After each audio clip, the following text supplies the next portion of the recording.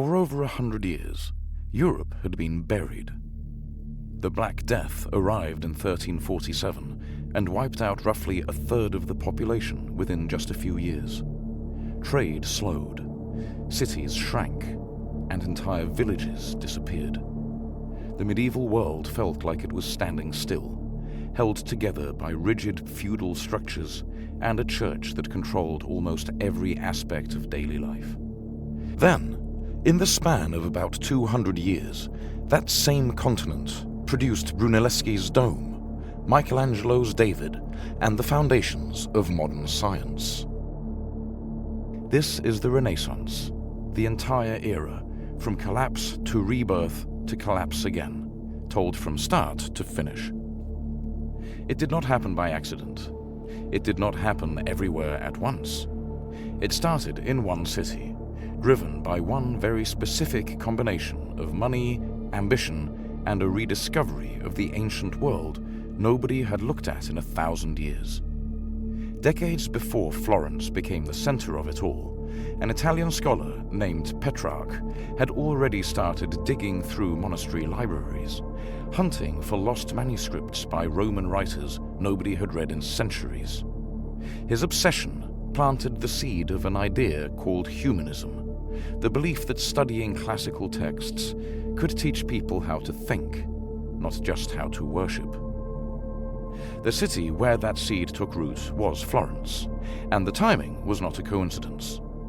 After the plague, labor became scarce and valuable, which meant surviving workers and merchants had more leverage and more money than their parents ever had.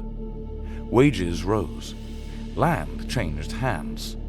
A new merchant class began accumulating wealth at a pace medieval Europe had never seen. Florence itself ran on powerful trade guilds, especially the Wool and Textile Guild, which controlled much of the city's economy and its politics long before the Medici ever entered the picture. Out of that shift rose a handful of powerful merchant families, and the most powerful of all were the Medici.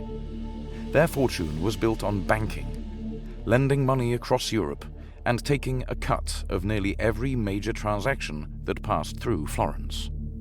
By the early 1400s, the Medici Bank had branches in Rome, Venice, London, and beyond, making them one of the wealthiest families on the continent, and eventually powerful enough to produce 4 popes and 2 queens of France. In 1420, Florence's cathedral had a problem. It was missing a roof, because nobody in Europe knew how to build a dome that large without it collapsing under its own weight. The project had sat unfinished for decades. Filippo Brunelleschi, a goldsmith with no formal architectural training, solved it anyway, using a double-shell design and techniques borrowed from studying ancient Roman ruins during a trip to Rome years earlier. The dome went up between 1420 and 1436, using over 4 million bricks and no external scaffolding, an engineering feat that still puzzles architects today. It became proof that ideas from antiquity, long dismissed and outdated, could still solve modern problems. That idea spread fast. Wealthy families started competing to fund artists, architects, and scholars, not purely out of love for beauty, but because sponsoring great work was one of the clearest ways to display power and buy influence, both with the public and with the church. Cosimo de' Medici funded libraries, philosophers, and painters throughout the mid-1400s, setting a template that other families across Italy soon copied. This system, known as patronage, is the engine that would drive almost everything that came after. Florence was not alone for long. Venice, built on maritime trade rather than banking, became a rival center of wealth and ideas, and by the late 1400s, it had become home to Aldus Manutius, whose printing house pioneered smaller, portable books that made classical texts affordable to ordinary readers for the first time. By the early 1500s, Florence and the wider region were producing an extraordinary concentration of talent at once. Leonardo da Vinci, Michelangelo, and Raphael were all active during this period, each producing work that would define the era's peak, from anatomical studies to sculpture to fresco painting. Leonardo alone filled thousands of pages of private notebooks with designs for flying machines, water systems, and human anatomy, most of which were never built and stayed unpublished for centuries after his death. This stretch became known as the High Renaissance, and it marked the point where the movement's ambition and output reached their highest level in barely 5 decades. At the same time, the center of gravity started shifting beyond Florence.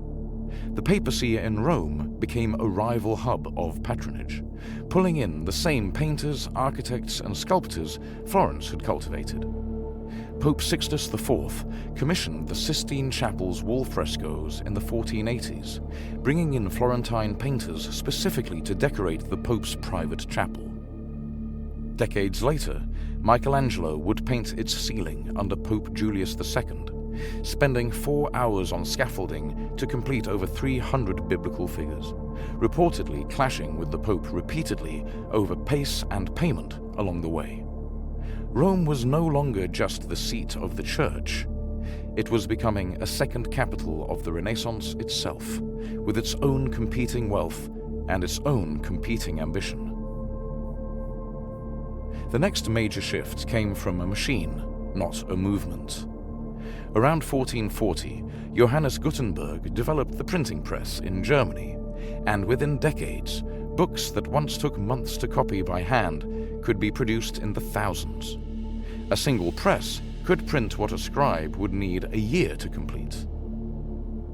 Ideas that had been confined to Florence and Rome, philosophy, science, and art theory, started reaching readers across France, Germany, and England, carrying Renaissance thinking far beyond Italy's borders and giving rise to what historians now call the Northern Renaissance.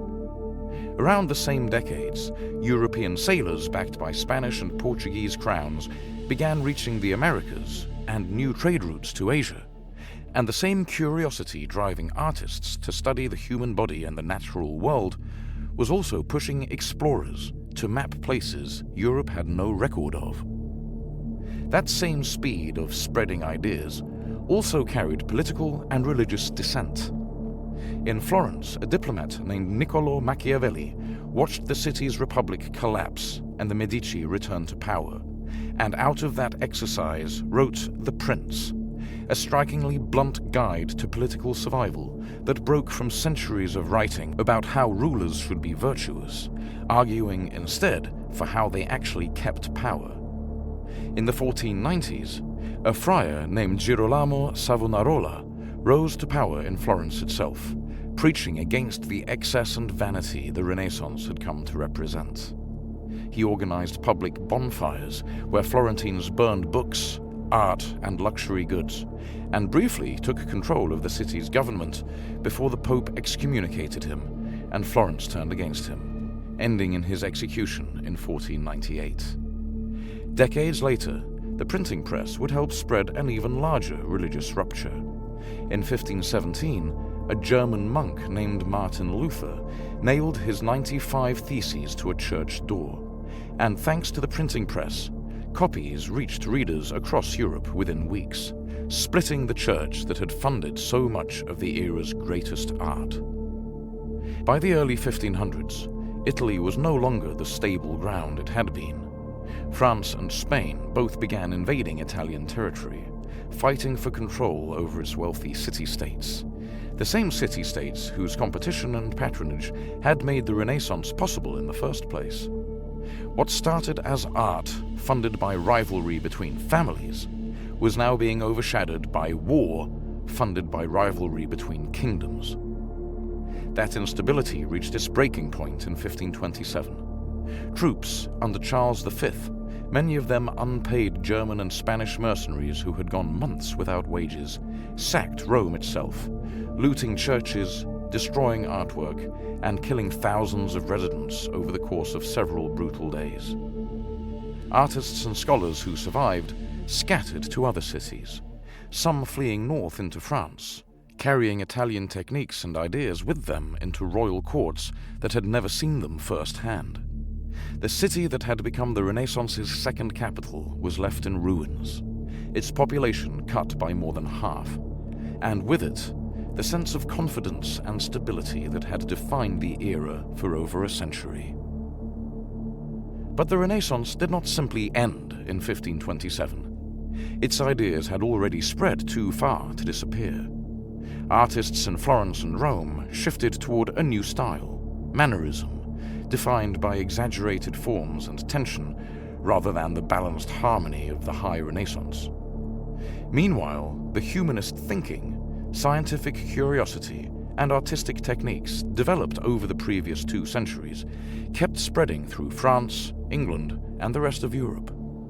In 1543, a Polish astronomer named Nicolaus Copernicus published a theory placing the Sun, rather than the Earth, at the center of the universe, a direct descendant of the same willingness to question inherited authority that had driven Brunelleschi and Petrarch generations earlier. That habit of questioning would go on to shape the scientific revolution and, eventually, the Enlightenment, long after the Italian city-states that started it all had lost their power. 2 centuries, 1 plague, 1 dome, 1 family's money, and the explosion of ideas that reshaped an entire continent. Then, ultimately outlived the very cities that created it. If you enjoyed this look at the Renaissance as a whole, let us know in the comments which part of the era you would want to deep dive on next.